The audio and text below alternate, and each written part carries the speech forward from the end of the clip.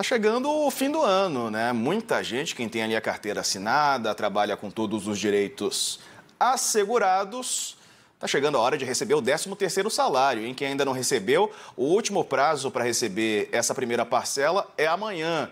A segunda precisa ser depositada na conta dos trabalhadores até o dia 20 de dezembro. Assunto para nossa entrevista com o economista Gilberto Braga, porque é hora da gente se planejar, né, Gilberto? Chega esse dinheiro extra, a gente acha que está rico, mas os boletos, esses não param nunca. E, aliás, no começo do ano que vem, eles vêm com força também, né, Gilberto? Boa tarde.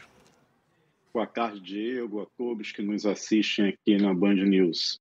Olha, é um dinheiro abençoado, né? Então, normalmente, a gente até usa uma expressão popular, 13º, vem em mim que eu vou te gastar, né? Ou seja, o trabalhador brasileiro espera ansiosamente por esse recurso.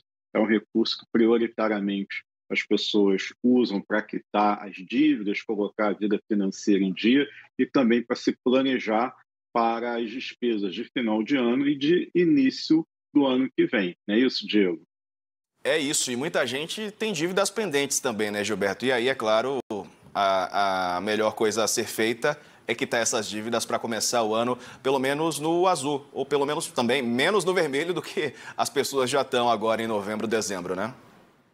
Exatamente. O ideal é que a pessoa possa fazer um planejamento, um orçamento para gastar bem o 13º, lembrando que ele deve valer até o carnaval, porque é um período, né, o 13º, ele atinge 81 milhões de trabalhadores com carteira assinada, segundo as previsões. Isso significa 215 bilhões que são injetados na economia entre o fim de novembro e até meados de dezembro. Isso representa aproximadamente 3% do PIB brasileiro. Então, é muito recurso financeiro concentrado numa época muito curta. E há apelo de todo tipo, né? Então, tem aí o rescaldo da Black Friday, com muitas ofertas ainda para os trabalhadores que estão recebendo o 13º. A Black Friday foi fraca, então tem muitos comerciantes e lojas estendendo as promoções nessa semana. Nós temos os gastos de Natal, temos um período também que a maior parte dos trabalhadores, metade dos trabalhadores formais tiram férias concentrados entre o fim e o início do ano que vem, então antecipa o salário do mês, recebe a gratificação de férias. Então é um período em que ele tem muito dinheiro em pouco tempo e daqui a pouco aparece muita conta para pagar, porque aí o salário antecipado não cai mais no outro mês, porque já foi recebido. Então é importante fazer um pequeno orçamento, um controle e, se possível, colocar a vida financeira em ordem, fazendo uma reserva para as emergências, viu, Diego? Ô, Gilberto, e se tiver várias contas, né? Se ali várias estão pendentes, qual que deve ser priorizada, né? Como fazer esse critério na hora de escolher qual conta pagar? Agora, normalmente se utiliza um critério duplo. O primeiro critério é quitar aquelas que têm dívidas juros mais elevados, então tem um custo financeiro maior. Então, essas devem ser a prioridade. O segundo critério é evitar que a família, o trabalhador, fique sem usufruir de um determinado serviço. Então, é olhar essas contas que podem ter o serviço suspenso por falta de não pagamento. Então, são as contas de concessionária, de celular, de água, de energia. Então, isso tudo deve ser priorizado. Tradicionalmente, o trabalhador enrolado com dívidas, ele faz um rodízio, ele vai controlando ali para não deixar acumular mais de 2, 3 contas para evitar o corte. Mas o importante com o 13º é que, se possível, coloque até a vida financeira toda no azul e, se quiser, ele pode até, limpando seu CPF, ficando sem restrição de crédito, comprar, não necessariamente à vista, mas se aproveitar para fazer um parcelamento nas compras de final de ano, desde que sem juros e desde que a parcela caiba dentro do mês, de acordo com o seu salário, viu, Diego? Ô, Gilberto, é claro que a gente está dando essas orientações, mas chegando o fim do ano, né? Foi um ano puxado, às vezes as pessoas querem se presentear. Elas podem fazer isso também, né? Não dá para... Mas é claro, com um critério, com alguma responsabilidade para não comprometer aí o orçamento e não deixar de priorizar aquilo que deve ser priorizado, né?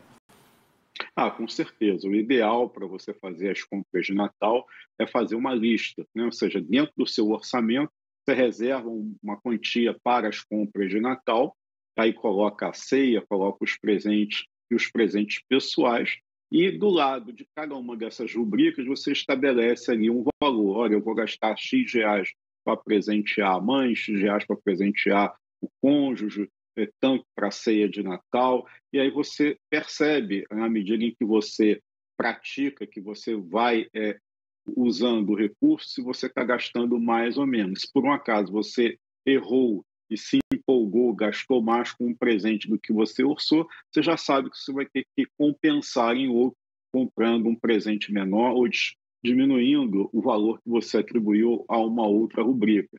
O importante é não perder o controle para não se endividar novamente e já começar 2023 numa situação difícil. 22 foi muito complicado, 23 nós ainda temos uma série de dúvidas se o ano vai ser bom, mas já sabemos que ainda vamos continuar com a inflação muito elevada, principalmente nos alimentos, que é um item que afeta diretamente o consumo das famílias. Gilberto, falando agora para aquele assinante que tem um poder aquisitivo um pouco maior, vai receber o 13º e tem a oportunidade de investir esse dinheiro. Qual seria a sua dica, a sua orientação para quem não tem essa urgência em quitar dívidas, não tem dívidas a pagar, contas atrasadas e vai ter esse dinheiro a mais e quer investir? O que fazer com esse dinheiro que é tão esperado, né, por boa parte das famílias brasileiras? Olha, normalmente, com o cenário econômico que se projeta, pelo menos para os primeiros 6 meses do ano novo, nós ainda vamos ter uma Selic, ou seja, uma taxa de juros muito elevada, e essa taxa de juros mais alta não vai cair no primeiro semestre, então a diminuição de taxa de juros será de meados do ano para o final.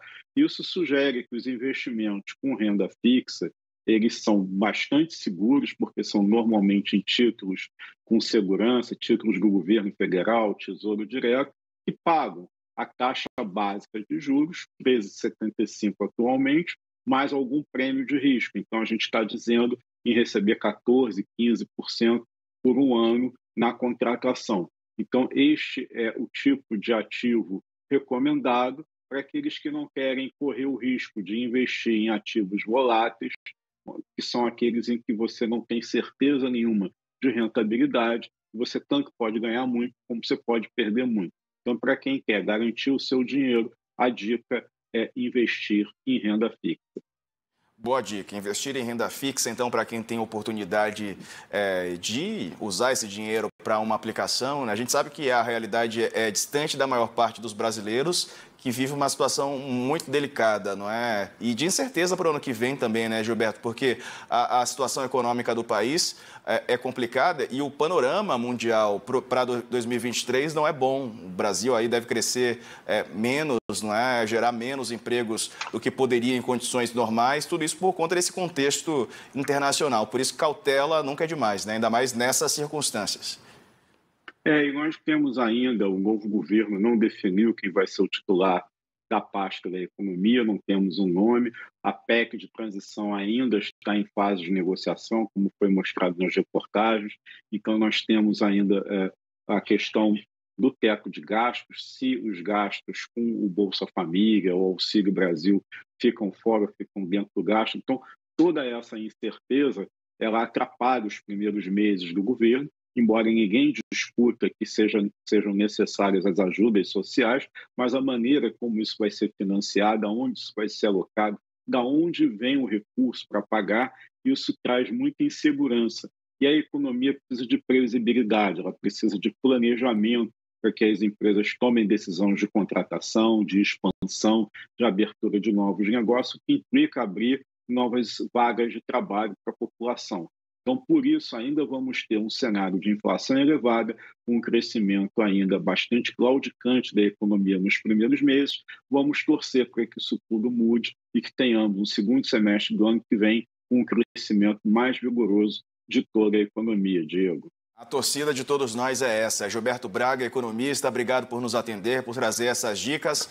Então, caiu o 13º, cautela, não é achar que está rico, sair gastando descontroladamente, porque o ano que vem promete ser mais o ano daqueles, né, Gilberto? Obrigado, viu? Boa tarde para você. Um abraço a todos. Valeu.